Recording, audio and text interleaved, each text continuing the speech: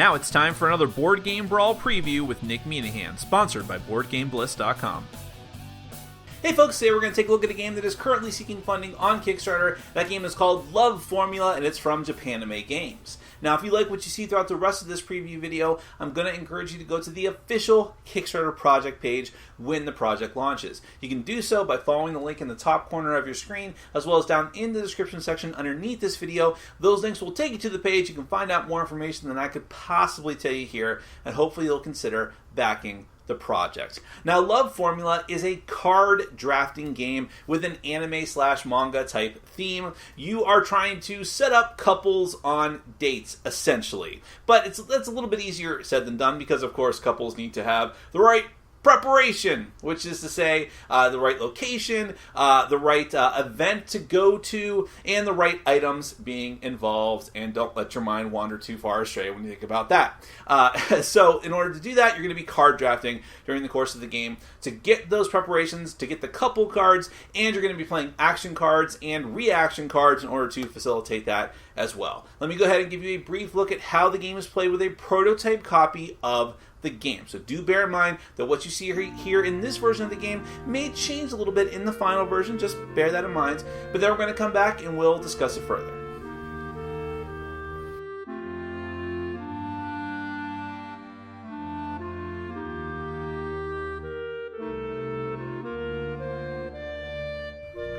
Love Formula is a card drafting game for 2 to 4 players. Using the cards, you'll try to set up couples on dates while keeping your opponents from doing so. The end of the game occurs after the second play phase, and at that time, whoever has the most points is the winner. Set up the game by giving each player a part-time job card. When played, it lets you draw a card, but then you will return part-time job to your hand. It can't be discarded for any reason. This card is set aside for now, and it will make more sense later when we get into the game. The rest of the cards are shuffled together to make the main deck. You'll then move into the phases of the game. There is a draft phase, followed by a play phase. You'll do 2 full sequences of this, and then the game will end. To perform the draft, deal 12 cards out to each player.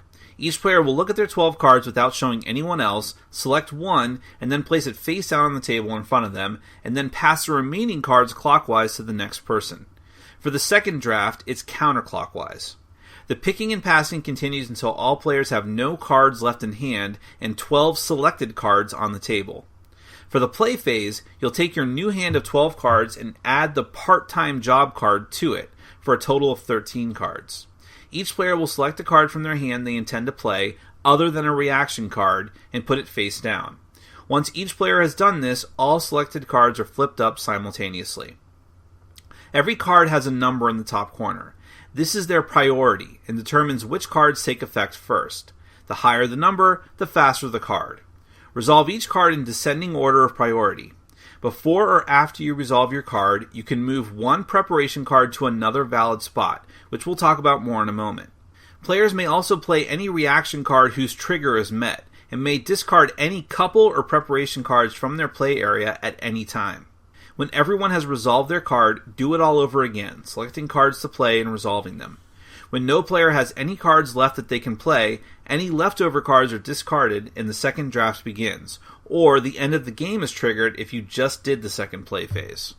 Let's stop to take a look at the cards. Action cards, when resolved, simply perform their action and then are discarded. These may let you draw more cards, play more cards, steal cards from an opponent, and more. Couple cards are simply left out in your play area. Each one lists either 2 or 3 requirements. These requirements are met by preparation cards, another type of card in the deck. When you play and resolve preparation cards, they can be attached to couple cards that list them as a requirement. If the couple has 2 requirements and you can attach both, it's worth 4 points at the end of the game. If the couple needs 3 and you attach them all, it's worth 9 points. A couple that has not met every one of its requirements is only worth 1 point. Let's talk more about preparation cards. There are 3 types: events, locations, and items. When played, each preparation card can only go in one of 2 places, either attached to a couple as described before that needs that particular preparation, or in a free slot by itself. Each player has 3 free slots, one for each type of preparation, that lets you save a preparation for a future couple. If the slots are full and you can't attach a preparation card you're trying to play to a couple, you must either discard that card or make room by discarding a card from the appropriate slot. Every preparation card in your play area, whether it's in a slot or attached, is worth 1 point at the end of the game. Obstacle cards are attached to your opponent's couples. They can inflict nasty effects like discarding attached preparations or forcing you to discard cards from your own hand. Finally, reaction cards are the only type of card that do not have to be selected and played as normal. Instead, during the play phase, they can be played from hand in response to triggers that occur. For example, some reactions will prevent the loss of preparation cards caused by your opponent's obstacles, or prevent the obstacle from being played against you at all. After the second play phase, the game ends and points are tallied. Every preparation card in your play area is 1 point. Every couple with requirements that aren't met is 1 point. Every couple with 2 met requirements is 4 points. And every couple with 3 met requirements is 9 points. Whoever has the most points is the winner of the game. As a side note, there is an optional type of card that you can add to Love Formula to mix things up. Occurrence cards form their own deck which you'll shuffle at the beginning of the game. At the start of each round of the play phase, an occurrence will be drawn and revealed by the person to the left of the person who last drew one. That card will be read aloud and its effect will take place immediately. If the card says you are affected, then it's whoever revealed the card. It may let that person draw a card, let everyone else draw a card, manipulate the priority order for the round, or do nothing at all. Reshuffle the deck between play phases. That is Love Formula. Well, of course, the biggest thing that will initially draw people into Love Formula is the theming of the game. Now, if you're into anime or manga at all, then you know these cultural touchstones that you see on some of the cards, like just the events and the items involved, like going to a festival and wearing kimonos, things like that, and the part-time jobs, like the maid cafe, but also like things like the Doki Doki card, which is the wild card for the preparations, essentially. These are all little anime touchstones that you'll recognize immediately if you're a fan. But the thing about it is, even if you put that theme aside, there's a solid card drafting game here. It's a simple one, but that's not to its detriment. It's actually very fast to learn and fast to play, and yet there's a lot of things that you have to worry about during the course of the game. You have the standard pick and pass of the card draft, but you have also the part-time job card, which adds a wrinkle into the mix, because this is a card that you can always fall back on if you just don't have something great to play. Well, now you have this to play, and you'll never lose that. You always have that option. You might unfortunately have, not such a great phase where you're going to have to use that, but at least it's there for you, and you can always come back. Then you've got the many different types of cards that you have to plan with, and so it's kind of like, well, you hand in hand with sometimes having to draw cards when you need to.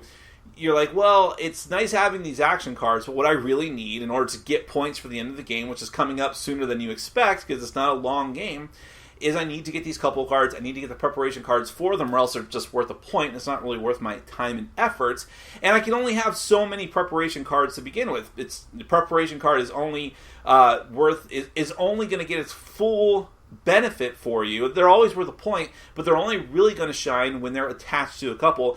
If you don't have a couple card that's going to use that preparation card, you've only got 3 slots, and you're just sort of spinning your wheels. So there's a lot of card and hand management and efficiency that you need to worry about in this game, because you've only got so many cards that you can, pick from, and so many cards that you can, play. So again, how much hand space you want to waste on reaction cards, for instance, because those can protect you from something nasty happening to you. What if it doesn't happen to you? And you've just wasted time taking that instead of taking, a preparation card that you might have needed or that you might need in the future. And it's not to say that taking a reaction card is a bad idea, but you have to worry about these types of things. So, even though it's a very simple and fast game, it's also a game that's going to require more strategy than you might expect.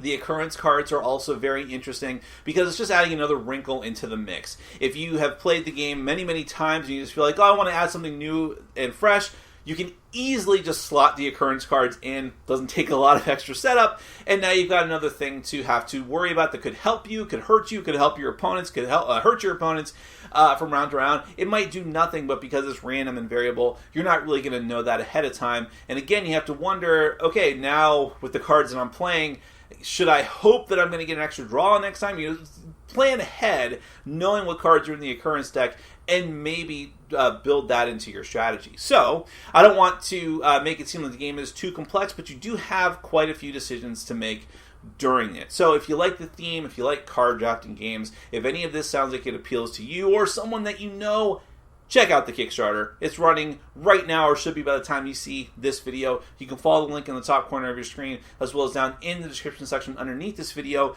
Go to the page, find out more than I could possibly tell you here, and hopefully consider backing the project. And that project is Love Formula from Japan Made Games. Thank you so much for watching, and as always, for supporting our sponsors. Take care. Thanks for watching. Follow us on Facebook, Twitter, and Patreon. And make sure to check out our sponsor, Board Game Bliss, where you can find an amazing selection of games from around the world. BoardGameBliss.com. Thanks for your support.